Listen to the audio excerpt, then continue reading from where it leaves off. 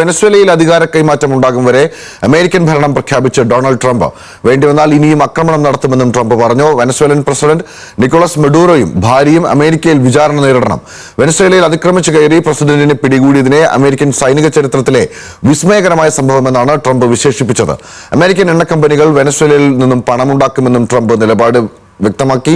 വാർത്താ സമ്മേളനത്തിന് മുൻപ് കണ്ണുകെട്ടി വിലങ്ങുവെച്ച മഡൂറോയുടെ ചിത്രവും ട്രംപ് പുറത്തുവിട്ടു. Successfully captured Maduro in the dead of night.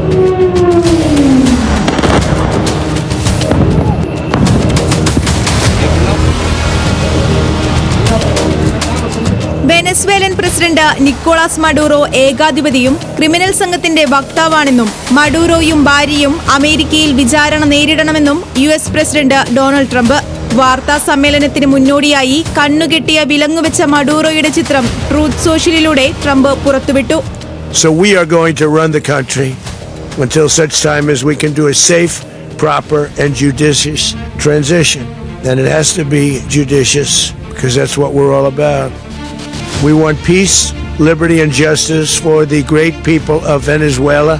വെനസ്വേലയിൽ പുതിയൊരു സംവിധാനം വരുന്നതുവരെ ഭരണം അമേരിക്ക ഏറ്റെടുക്കുമെന്നും വെനസ്വേലൻ ജനതയെ സമ്പന്നരും സുരക്ഷിതരുമാക്കുമെന്നും ട്രംപിന്റെ വാഗ്ദാനം. കൂരിരുട്ടിലാണ് അമേരിക്കൻ സംഘം വെനസ്വേലയിൽ ഓപ്പറേഷൻ നടത്തിയത്. ദൗത്യത്തെ അമേരിക്കൻ സൈനിക ചരിത്രത്തിലെ വിസ്മയകരമായ സംഭവമെന്ന് വിശേഷിപ്പിച്ച ട്രംപ് വെനസ്വേലൻ എണ്ണ മേഖലയിലേക്ക് US കമ്പനികൾ വരുമെന്നും കൂട്ടിച്ചേർത്തു.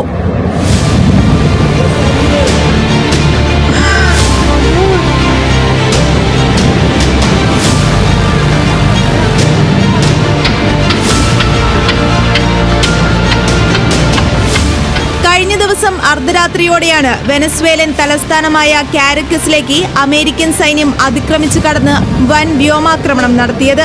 കാരക്കസിന് മുകളിലൂടെ നിരനിരയായി പറന്നു നീങ്ങിയ അമേരിക്കൻ സൈനിക ഹെലികോപ്റ്ററുകൾ ലാകാർട്ടോ സൈനിക ബേസിന് സമീപത്താണ് ആദ്യ ആക്രമണം നടത്തിയത്. പിന്നീട് 5 തുടരാക്രമണം.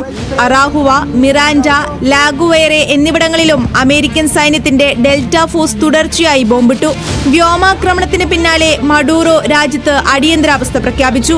അടുത്ത മണിക്കൂറുകളിൽ തന്നെ അമേരിക്കൻ ഡെൽറ്റ ഫോഴ്സിന്റെ special wing Venezuelan president Nicolas മഡൂറോയെയും ഭാര്യയെയും തടവിലാക്കി രാജ്യത്തിന് പുറത്തേക്ക് തട്ടിക്കൊണ്ടുപോയെന്ന വിവരവും പുറത്തുവന്നു. മഡൂറോയെ തടവിലാക്കിയ വിവരം ട്രൂത്ത് സോഷ്യലിലൂടെ ട്രംപ് സ്ഥിരീകരിച്ചു.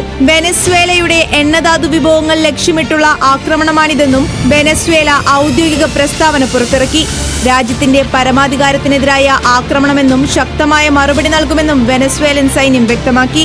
രാജ്യം മുഴുവൻ സൈന്യത്തെ വിന്യസിച്ചു. അമേരിക്കൻ നടപടിയെ അപലപിച്ച് Russia, Iran, Chile, Cuba, Colombia തുടങ്ങിയ രാജ്യങ്ങൾ രംഗത്തെത്തി. UN അടിയന്തര സുരക്ഷാ സമിതി അടിയന്തര യോഗം ചേരണമെന്ന് റഷ്യ. വെനസ്വേലയുടെ പരമാധികാരത്തിന് നേരെയുള്ള ആക്രമണമാണ് അമേരിക്കയുടെ ഭാഗത്തുനിന്ന് ഉണ്ടായതെന്ന് ഇറാൻ. അമേരിക്കയുടേത് ഭരണകൂട ഭീകരതയെന്ന് ക്യൂബൻ പ്രസിഡന്റ്. ലാറ്റിൻ അമേരിക്കയുടെ പരമോന്നതയ്ക്ക് നേരെയുള്ള ആക്രമണമാണിതെന്ന് കൊളംബിയൻ പ്രസിഡന്റ് ഗുസ്താവോ പെട്രോയും നിലപാട് കടുപ്പിച്ചു. പനാമയിൽ 1989 അമേരിക്ക നടത്തിയ അധിനിവേശത്തിനു ശേഷം ഇതാദ്യമായാണ് ലാറ്റിൻ അമേരിക്കൻ രാജ്യത്തേക്കുള്ള അമേരിക്കയുടെ നേരിട്ടുള്ള കടന്നുകയറ്റം.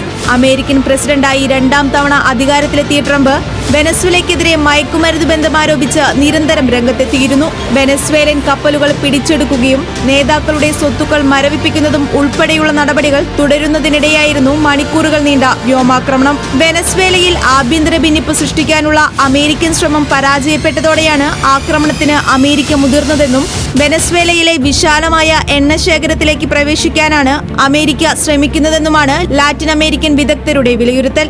International desk news Malayalam.